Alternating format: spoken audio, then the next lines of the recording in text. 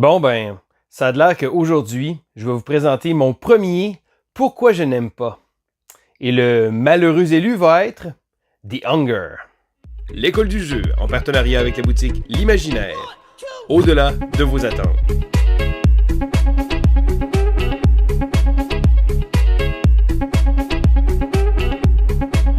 Bonjour et bienvenue à l'école du jeu. Mon nom est Sylvain et on se retrouve aujourd'hui pour une vidéo Pourquoi je n'aime pas. Alors, je tiens à dire que c'est ma première vidéo du genre et la raison pour laquelle je la produis, c'est que c'était un but, donc un début Patreon qu'on s'était fixé avec un nombre de contributeurs qu'on allait avoir, que je devais vous présenter une première vidéo de ce genre-là. Parce qu'on se le cachera pas, c'est pas tous les jeux qui sont pour tout le monde et les avis peuvent aller également de un à l'autre. Certaines personnes vont aimer des jeux, moins les aimer et c'est correct. D'ailleurs, aujourd'hui, je vous dis pas nécessairement que le jeu est mauvais, mais je vous dis que moi, je ne l'aime pas. Et là d'ailleurs, je tiens immédiatement à aller vous dire, si jamais vous voulez nous supporter via la plateforme Patreon, vous pouvez le faire, le lien est dans la description de la vidéo. Alors, quel jeu j'ai choisi? Parce que non, habituellement, je fais pas beaucoup de critiques négatives. Et là, le monde va dire, là, je prends 2 secondes pour vous expliquer de quoi. La plupart des gens disent, ah, mais on le sait bien, les YouTubers, vous disiez tout le temps juste du bien des jeux. Mais c'est parce que lorsqu'on prend le temps de faire une vidéo pour vous parler d'un jeu, la plupart du temps, en tout cas pour moi, je préfère vous parler d'un jeu que j'aime parce que j'ai envie de vous en parler, j'ai envie de prendre le temps, le temps de recherche, ne serait-ce que pour jouer au jeu, de produire la vidéo, de faire la post-production. Donc c'est beaucoup de choses et je sais qu'il y a des gens qui aiment ça, avoir des avis négatifs, mais pour ma part, j'aime mieux élever un jeu plutôt que de le recaler. D'ailleurs, nos vidéos de Quoi de neuf sont souvent là pour donner un avis rapide sur un jeu. Donc c'est rare que je vais prendre le temps de vous expliquer en long et en large pourquoi je n'aime pas un jeu. Mais, que voulez-vous, avec la pression des Patreons, c'était le but et c'est donc la raison pour laquelle je vous présente cette vidéo-là aujourd'hui. Alors, premièrement, je tiens à vous parler du jeu. J'ai choisi le jeu The Hunger. Alors, The Hunger est un jeu de deck building de la compagnie Renegade Games, qui est connue pour produire habituellement des jeux qui sont très intéressants. Le designer est nul autre que Richard Garfield. Alors, Richard Garfield, pour ceux qui ne savent pas, est un designer que je respecte énormément. C'est le créateur, le génie derrière Magic the Gathering, mais également énormément de jeux de société. Donc, des jeux des fois comme King of Tokyo, Bunny Kingdom. Richard Garfield a mis ses mains un peu partout dans le jeu de société et il n'a pas produit une énorme quantité de jeux, mais habituellement pour moi, c'est un gage de qualité. Donc, lorsque j'ai vu le thème, donc je prends vraiment mes attentes, parce que oui, un avis d'un jeu va souvent aller selon les attentes qu'on va lui donner. Donc, moi, quand j'ai vu The Hunger, compagnie que je respecte beaucoup, Renegade Games, deck builder, j'aime ça, un thème de vampire un peu cartoonish. Il y a des gens qui ont pas aimé le look. Moi, j'adore le look, j'aime vraiment le visuel. Richard Garfield comme designer, dans ma tête, Richard Garfield avec un deck builder, ça sonne beaucoup de combos et de petites combines. Donc, c'est tous des choses qui faisaient en sorte que le jeu m'intéressait énormément. Et le pitch de vente est vraiment super parce que le jeu reprend un peu un concept un peu comme Clank. Et là, je trouve ça drôle parce que Clank est de la même compagnie, Renegade Games. Donc, ils viennent se faire un peu compétition avec un deck builder, avec du déplacement sur un plateau de jeu, avec du positionnement.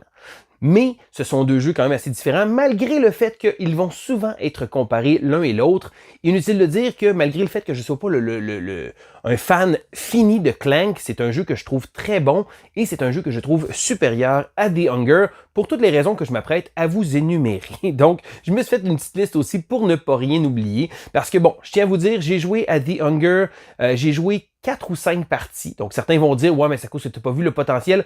Peut-être, mais à ce moment-là, j'ai décidé que c'était assez pour moi.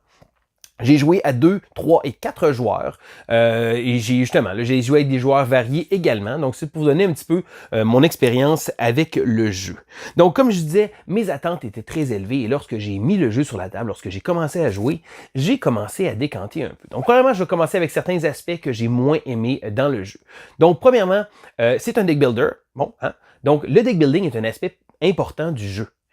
Et j'ai trouvé que l'aspect de deck building était beaucoup moins intéressant que pour beaucoup d'autres jeux qui utilisent ce concept-là. Parce que vous savez, bon, le deck building, on a des cartes, on va acheter des nouvelles cartes qui vont aller dans notre deck, on va essayer justement de trier les cartes de notre deck, donc enlever les cartes qui sont moins efficaces de manière à pouvoir avoir un deck qui va être efficace. Donc chaque tour va être très intéressant et on va pouvoir se déplacer. Donc dans The Hunger, et là je ne reprendrai pas toutes les règles du jeu, mais dans The Hunger, on va jouer des cartes et les cartes vont pouvoir nous donner des pouvoirs spéciaux ou également nous permettre de se déplacer. Mais là, plus on va acheter des cartes des humains qui vont donner des points à la fin de la partie et moins on va se déplacer vite. thématiquement, ça fait du sens.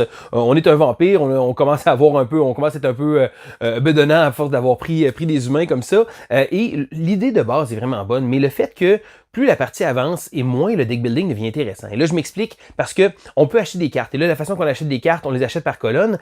Et là, à chaque fin de tour, les cartes vont aller se déplacer jusqu'à temps qu'ils arrivent dans une des colonnes où les cartes vont pouvoir s'accumuler. Donc, au départ, on essaie de chercher les bonnes cartes au bon moment, aller payer même le bon prix si on a besoin pour pouvoir aller chercher des cartes, donc des points qu'on va pouvoir utiliser pour pouvoir aller les acheter.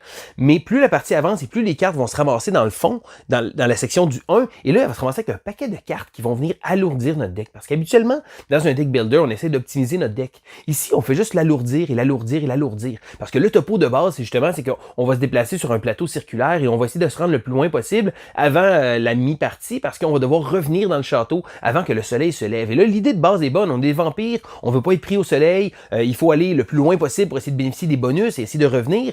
L'idée de base est vraiment intéressante, sauf que ça fait en sorte qu'on va se déplacer rapidement au départ et vers la fin pour le retour, on va se déplacer plus lentement. Et ça, c'est juste une question de stratégie. Si jamais on pense bien à notre chose, pas de problème. On sait ça va prendre plus de temps à revenir que d'y aller. Ça, il n'y a pas de problème. Mais le fait d'accumuler les cartes, et à un moment donné, les cartes, ça devient on les accumule et là, ça alourdit notre deck. Et là, il y a une façon pour pouvoir se débarrasser des cartes. Donc, dans la plupart des deck builders, on appelle ça du deck culling, donc du deck building, si on veut d'effacer les cartes, de détruire les cartes, de les retourner de manière à rendre notre deck plus optimisé.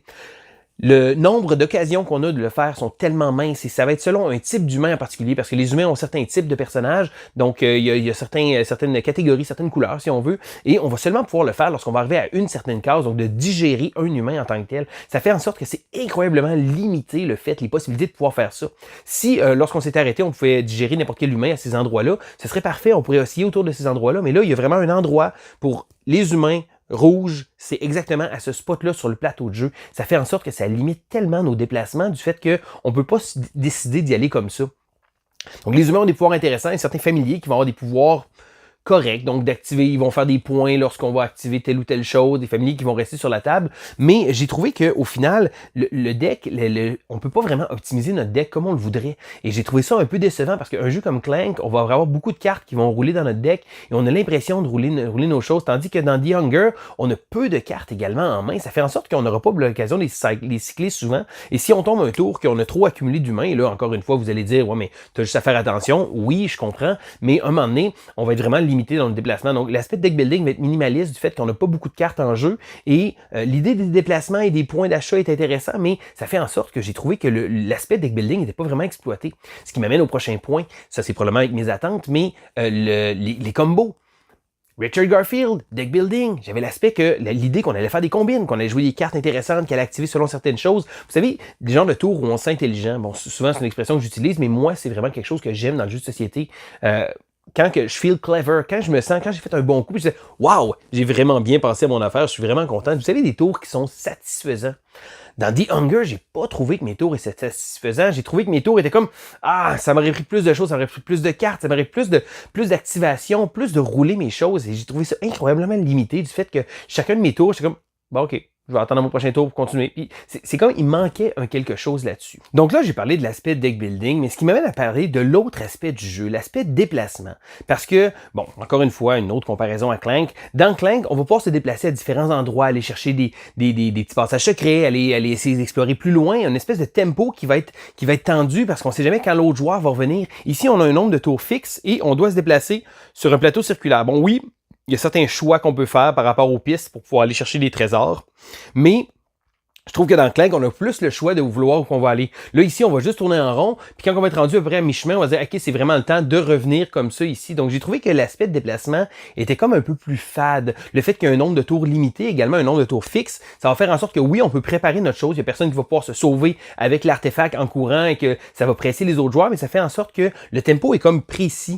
Et je dirais qu'il y a un incitatif parce que lorsqu'on se rend au bout de la piste, si on réussit à se rendre, si on veut avoir le guts de se rendre avec un deck qui va être plus optimisé vers le déplacement, donc moins vers les points de victoire qu'on va pouvoir faire, on peut aller chercher des roses. Et là, les roses auraient dû être des pouvoirs vraiment puissants qui nous donnent des points, des bonus à chaque tour, mais j'ai trouvé que Est-ce que le jeu en valait vraiment la chandelle de se rendre jusqu'au bout?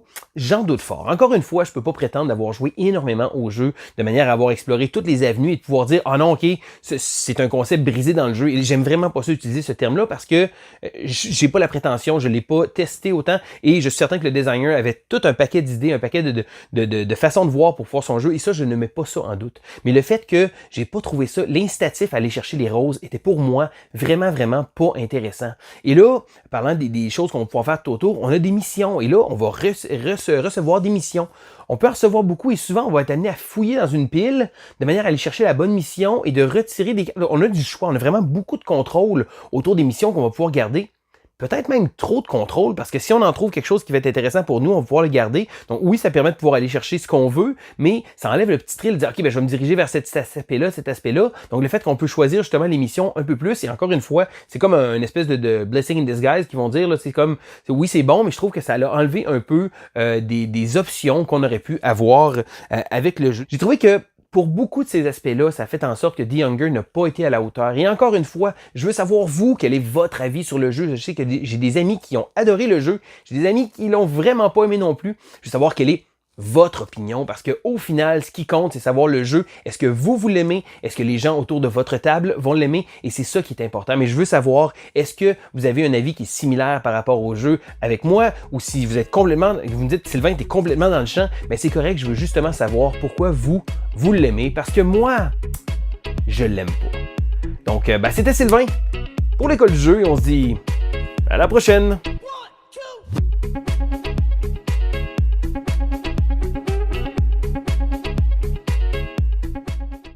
Ouais, mais finalement, ça fait du bien d'en parler. Je devrais peut-être en faire plus souvent. Et pourquoi je n'aime pas? Qu'est-ce que vous en pensez?